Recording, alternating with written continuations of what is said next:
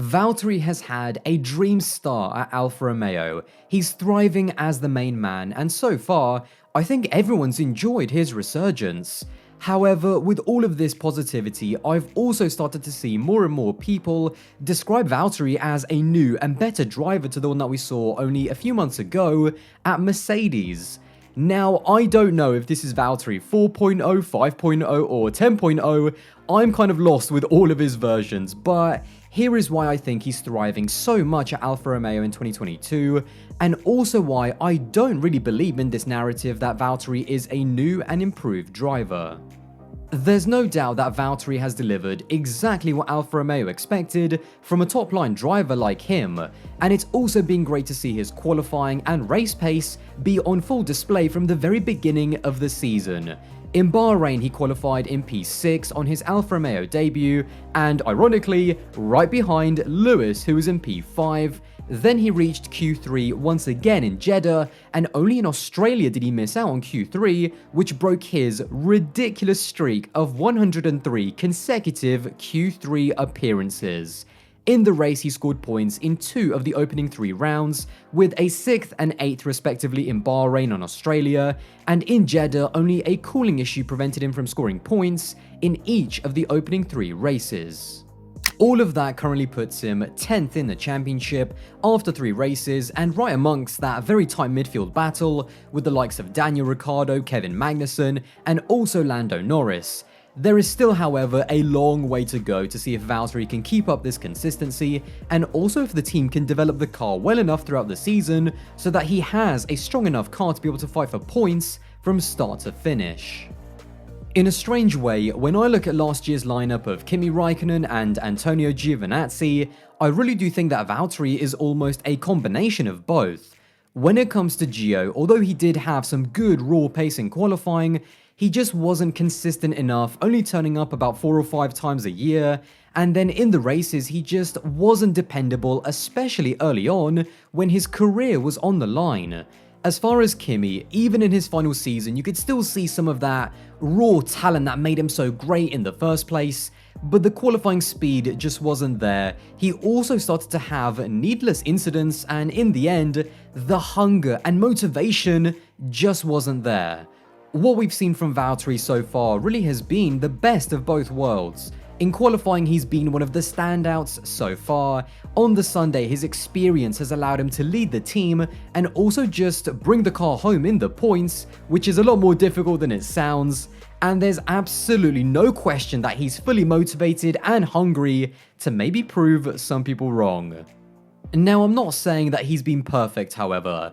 At Mercedes, he was always criticized for his racecraft and lack of assertiveness in wheel-to-wheel combat, and now in the midfield, although he did pull off some good moves in Bahrain, there were some onboards that I saw of him in Australia that still weren't as convincing. However, having said that, even if Valtteri does still have a few deficiencies in wheel-to-wheel combat, the level of scrutiny on him will be nowhere near as much as when he was at Mercedes, and hopefully that will mean that his confidence won't be affected as much from criticism by the fans or media. In terms of the wider picture, this move to Alfa Romeo for Valtteri was always about going somewhere where he feels like the leader, he's the number one, and he knows that the majority of the team is around him. We often talk about drivers in Formula 1 needing the right environment to get the most out of themselves, and I think that's what we're seeing with Valtteri. After Mercedes and after being teammates with Lewis, Valtteri wanted to go somewhere where he could be the leader because that's what he was missing at Mercedes.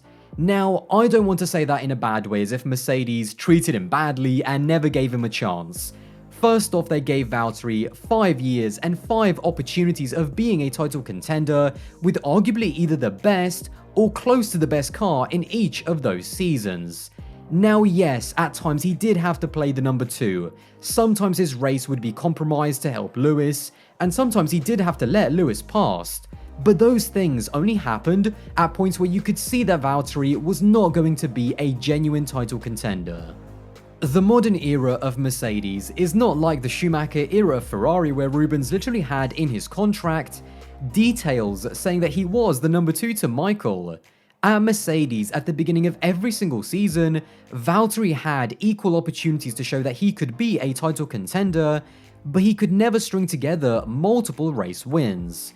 In 2019, he won the first race of the season, but couldn't carry it on as Lewis won the next two. In 2020, once again he won the first race of the season, and once again he couldn't carry that momentum as Lewis won the next three. And if you want a weird fact about Valtteri, throughout his entire career, despite all of the amazing cars that he's had, he has never won back-to-back races.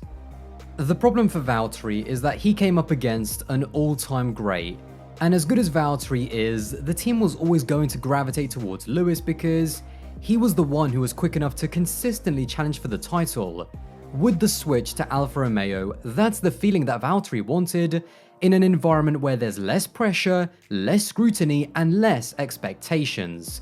Valtteri at Alfa Romeo is the undisputed number one, and more than that, his time, his success, and his experience with Mercedes has given him a massive stature at the team where he isn't just leading them on the track, but he's now also driving the development as well. Just by coincidence, as I was writing and researching this video, there was a fantastic article that was written by Scott Mitchell from The Race, where he discussed with Valtteri his new dynamic as the number one, and also just how much Valtteri is thriving with being the leader of the team. I'm going to reference a few things from that article in this video, but if you want to go and read it for yourself, I thoroughly recommend for you to check it out, and I'll have it linked in the description. As part of that, and speaking to The Race, Valtteri said, "I really feel a big part of the team, and it's been really nice to have proper authority on things. If I ask for something, it happens, and everyone really listens. It's just a really motivated and a good feeling in the team now. Everyone is really trying hard." That's exactly what I've been trying to do, but of course, the results, like the first race, scoring those points, you could see how uplifting it was for people, and that helps. I think for Valtteri, being the number one is more empowering than anything else. You can tell from his quotes that having that authority of everything going through him is massively boosting his confidence, and also his ego. And I mean that in a good way, by the way, because all of the best drivers on the grid have the biggest egos. The level of input that he has also underlines the trust that the team has in him. From guiding the team on which way to go on setup, to even getting him more involved in the mechanical and aerodynamic developments in the future as well. On top of that, the one thing that Fred Vasseur and Valtteri also emphasized was his work with helping his rookie teammate Zhou Guanyu. They're really working well together, especially when it comes to setting the car up to make sure that both of the drivers are comfortable and both of them are getting the most points possible. And with Valtteri's future sorted with a long-term deal, there isn't this sense of always looking over your shoulder and competing so hard against your teammate to even stay at the team. This authority that he has at this team is really helping him get the best out of himself, because when you drive with confidence and also have a car that is capable of good results, that's when a driver can maximize their ability, and I really do think that over the course of 2022, we'll see why Valtteri is still one of the best drivers on the grid. However, this great start has also led to some people on social media describe Valtteri as a new and better driver to the one that he was last year, and this is where I kind of have to disagree. I think Valtteri is as good in 2022 as he was in 2019, 2020, or even 2021. But I think now, in this new role as the number one, and also now with less scrutiny and less pressure fighting in the midfield, I think this environment is what's allowing him to perform closer to his ceiling. When Valtteri was at Mercedes, I think some people never quite fully grasped just how much pressure he was under. And I think we take for granted just how difficult it is to perform at your best, especially when we see drivers like Lewis and Max do it basically every single race. Valtteri is not a massively better driver to the one that he was last year. He is just in an environment and driving under a level of pressure that he's much more comfortable with. And ultimately, that's what separates a really good driver like him from an all-time great like Lewis. Either way, it's been amazing to see Valtteri have such a good start to life at Alfa Romeo, and I'm still confident that with the way he's driving, don't be surprised to see him perhaps get back on the podium in 2022. Well, there you have it, another video in the bag. If you did enjoy this one and want to support the channel, then don't forget to subscribe. That would be massively appreciated. And as always, let me know your thoughts in the comments below as well. Anyway, I'll see you in the next one.